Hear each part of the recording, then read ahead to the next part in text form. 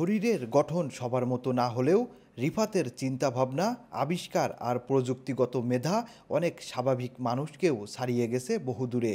প্রযুক্তির প্রতি অদম্য আগ্রহ, সীমিত সম্পদে সৃষ্টিশীল উদ্ভাবন আর সমাজের নজর কাড়ার মতো প্রতিভা, সব মিলিয়ে সে হয়ে উঠেছে গ্রাম বাংলার গর্ব।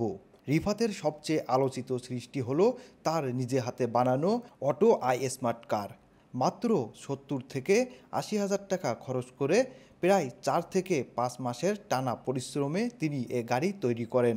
এই অসাধারণ উদ্ভাবনের পেছনে নেই কোনো বড় ল্যাব, নেই উন্নত প্রযুক্তির সহায়তা, আছে শুধু এক তরুণের তীব্র আগ্রহ, নিষ্ঠা আর মেধা।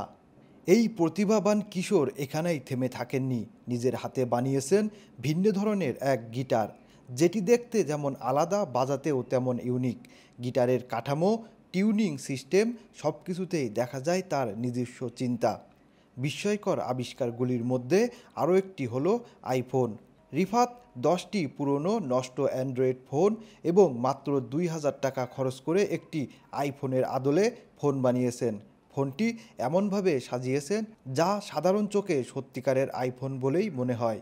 রিফাতের বাবা আবুল খায়ের একজন দিনমজুর, পরিবারের আয় সীমিত, তবুও ছেলের স্বপ্নের পথে কোনো বাধা হয়ে দাঁড়াননি তিনি। রিফাত কোনো প্রাতিষ্ঠানিক প্রযুক্তি শিক্ষা পাননি। তার প্রধান শিক্ষক ইউটিউব, ফেসবুকের টেক ভিডিও এবং নিজের কল্পনা। শারীরিক প্রতিবন্ধকতা তার হাত পা বেঁধে রাখতে পারেনি, বরং সে আমাদের দেখিয়েছে মেধা থাকলে সীমাবদ্ধতাও জয় করা যায়। রিফাত কেবল একটি নাম নয়, সে এক গল্প, সংগ্রাম, মেধা আর অদম্য ইচ্ছাশক্তির গল্প।